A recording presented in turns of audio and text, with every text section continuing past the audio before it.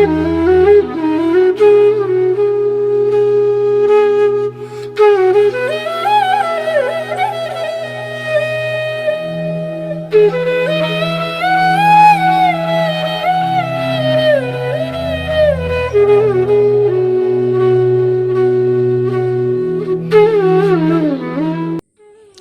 कृष्ण भक्तों, अपरा एकादशी में आप सबको बहुत बहुत शुभकामनाएं हैं। आज हम लोग इस अपरा एकादशी की महिमा कथा श्रवण करेंगे। वर्षों में 24 एकादशी हैं और 24 एकादशी हर माह में 2 एकादशी व्रत होती है। इस एकादशी तिथि एक कृष्ण पक्ष में और एक शुक्ल पक्ष में एकादशी तिथि आती है। आज हम लोग ज्येष्ठ मास कृष्ण पक्ष एकादशी अपरा एकादशी की महिमा कथा श्रवण करेंगे।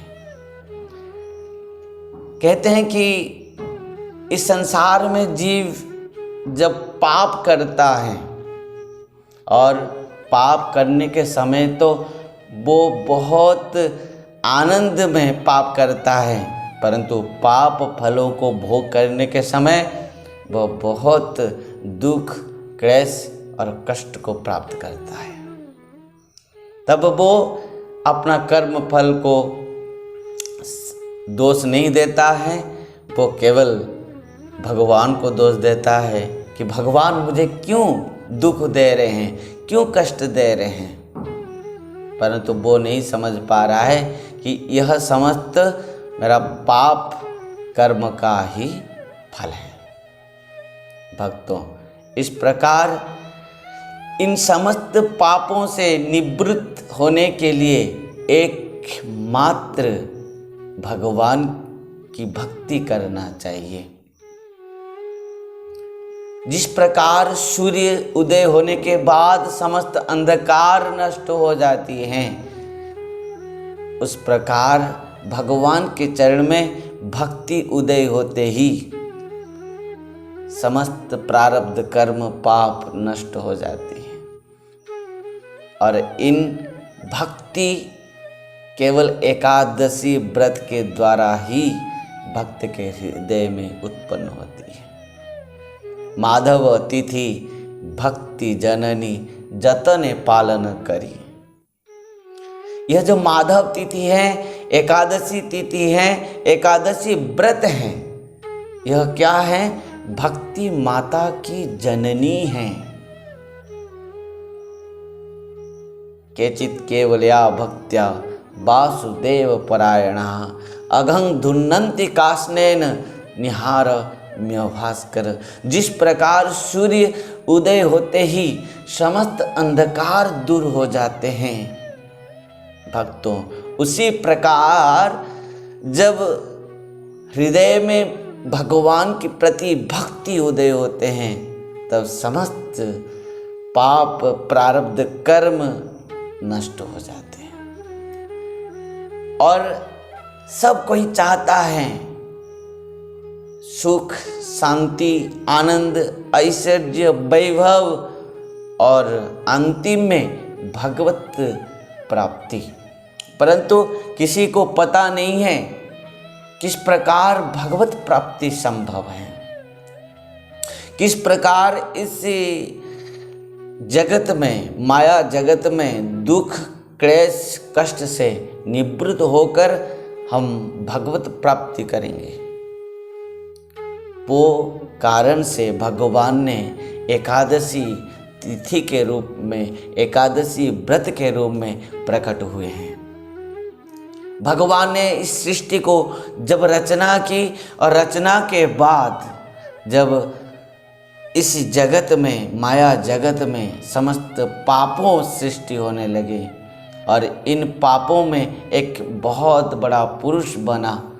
इन पाप पुरुष के और जीव जब दृष्टिपात की और जीव पाप में प्रवृत्त होकर समस्त जीव नरक के ओर जाने लगे। नरक में अनंत अनंत योग तक भोग करते हुए अत्यंत क्लेश और कष्ट पाने लगे।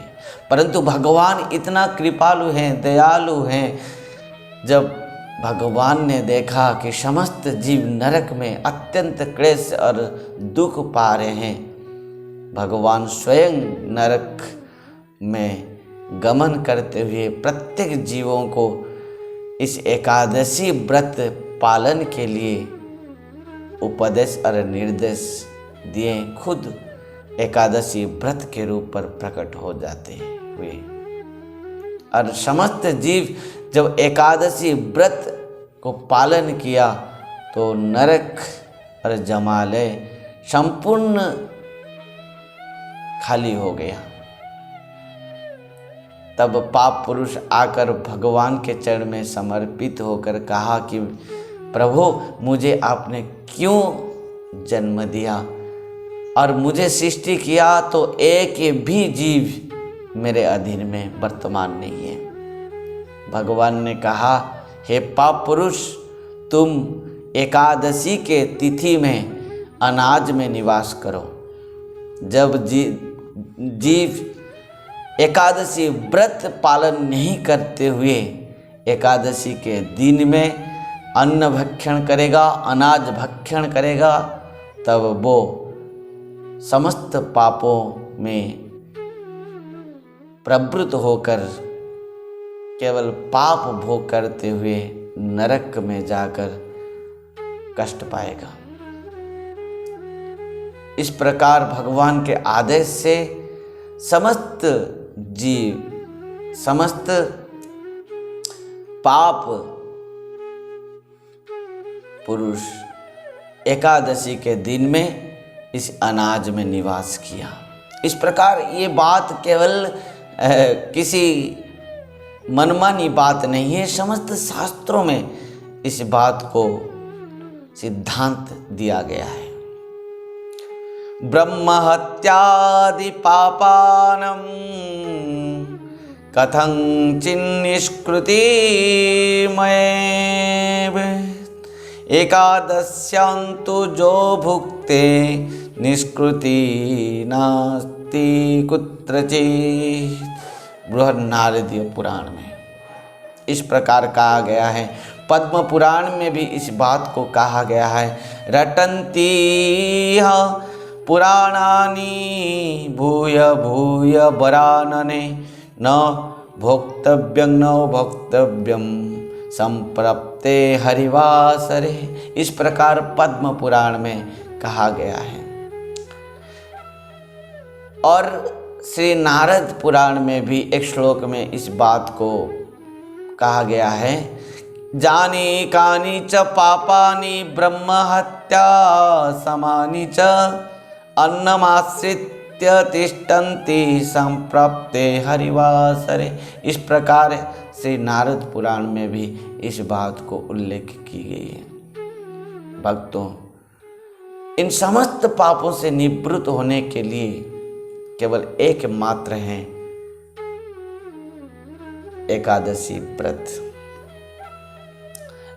एकादशी व्रत की महिमा कथा जब श्री युधिष्ठिर महाराज ने हाथ जोड़ते हुए भगवान से कहा कि हे जनार्दन, हे प्रभु, हे कृष्ण, आप मुझे इस ज्येष्ठ मास कृष्ण पक्ष एकादशी तिथि की महिमा कथा श्रवण कराइए। भगवान ने कहा, युधिष्ठिर महाराज, आपने जो प्रश्न किए हैं, इस प्रश्न एकादशी की महिमा कथा श्रवण के लिए यह समस्त जगत के मंगल के उद्देश्य से मैं तुमको सुना रहा हूँ। क्योंकि इस एकादशी की महिमा कथा जब समस्त जीव जगत में प्रत्येक मनुष्य व्यक्ति जब श्रवण करेंगे तब सबका आत्मकल्याण हो जाएगा। केवल श्रवण करने से हजारों लाखों गोदान के समान है इस एकादशी व्रत कथा की महिमा, श्रवण और कीर्तन। भक्तों, भगवान ने इस प्रकार युधिष्ठिर महाराज से कहा कि सुनो, ज्येष्ठ मास के जो कृष्ण पक्ष अपरा एकादशी की महिमा कथा, इस एकादशी की महिमा इस प्रकार है कि जिस प्रकार इस एकादशी तिथि का नाम है अपरा, उसी प्रकार भी अपार ऐश्वर्य, अपार संपत्ति, अपार वैभव और अपार पाप नाशिनी इस एकादशी है। भक्तों, इस एकादशी व्रत रखते ही व्यक्ति को समस्त तीर्थों का फल मिल जाता है। सूर्य पराग और चंद्र ग्रहण के समय जब वो कुरुक्षेत्र में स्नान करने में जितना फल मिलता है और गया में पितृ श्राद्ध देते हुए जो पुण्य को प्राप्त करता है, गोमती में स्नान करना, त्रिवेणी में स्नान करना, कुंभ में स्नान करना, ये सब में जितना सब फल मिलता है, समस्त तीर्थों का फल, समस्त व्रतों का फल जो प्राप्त करता है, करते हुए व्यक्ति मात्र एकादशी व्रत में और एकादशी व्रत के द्वारा ही जीव को वो समस्त फल प्राप्त हो जाती है, मात्र एकादशी व्रत में। इस प्रकार भगवान श्री कृष्ण ने युधिष्ठिर महाराज को सुनाया इस ज्येष्ठ मास कृष्ण पक्ष अपरा एकादशी की महिमा कथा। भक्तों, इस महिमा कथा एक प्रसिद्ध कथा है। प्राचीन युग में महिध्वज नाम का एक धर्मात्मा महाराज समस्त राज्य को धर्म के अनुसार शासन कर रहे थे। प्रजा अत्यंत आनंदित थे, परंतु वो महिध्वज राजा के एक अनुज था, छोटा भाई था, जिसका नाम था वज्रध्वज। परंतु वो बहुत क्रूर था, पापी था। एक दिन महिध्वज ने अपना छोटा भाई वज्रध्वज को इन समस्त पाप कर्मों से निवृत्त करने के लिए शासन किया, परंतु वो इतना क्रूर था वज्रध्वज। एक दिन मध्यरात्र में अपना अग्रज बड़ा भाई महिध्वज को मार दिया और मारते हुए एक जंगल में लेकर एक पीपल पेड़ के नीचे गाड़ दिया। अकाल मृत्यु के कारण महिध्वज राजा का प्रेत योनि को प्राप्त हुआ। वो वृक्ष में रहते हुए अत्यंत उत्पात मचाने लगा। एक दिन भगवत इच्छा से धौम्य नाम के ऋषि वहीं रास्ते पर जा रहे थे और उन्होंने वो प्रेत को देखा और अपना तप बल में सब कुछ समझ गया कि ये महान महात्मा राजा था, परंतु इस कारण से आज प्रेत शरीर को प्राप्त किया है। धौम्य ऋषि ने अपना योग बल से यह समस्त बात को जानते हुए वो प्रेत को वृक्ष से नीचे उतार दिया और उसको समस्त तत्व ज्ञान को प्रदान कराया और वो महाराज महिध्वज को उद्धार करने के लिए इस प्रेत शरीर से धौम्य ऋषि ने खुद इस ज्येष्ठ मास के कृष्ण पक्ष अपरा एकादशी को पालन करते हुए समस्त फल को वो राजा महिध्वज को प्रदान किया। भक्तों, इन समस्त एकादशी व्रत की महिमा इस प्रकार है, जैसे ही महाराज महिध्वज को अपरा एकादशी की फल को प्राप्त होते ही वो प्रेत शरीर से मुक्त हो गया और दिव्य शरीर को प्राप्त की। और दिव्य शरीर को प्राप्त करते हुए ऋषिवर के चरण में गिर पड़ा और धौम्य ऋषि के चरण में स्तुति करते हुए कहा, ऋषिवर, आपने जो मेरे लिए इस प्रकार आत्मकल्याण का कार्य किए हैं, मैं कभी भी आपका ऋण परिशोध नहीं कर सकता। ऋषिवर उनका आशीर्वाद दिया और राजा महिध्वज अत्यंत दिव्य शरीर को प्राप्त करते हुए भगवत विमान के ऊपर सवार होते हुए भगवत धाम को प्रस्थान किया। भगवान श्री कृष्ण ने इस प्रकार युधिष्ठिर महाराज जी को इस ज्येष्ठ मास कृष्ण पक्ष अपरा एकादशी की महिमा कथा को श्रवण कराया। कहा कि इस एकादशी का नाम अपरा और अचला भी है, अचला भी कहा जाता है।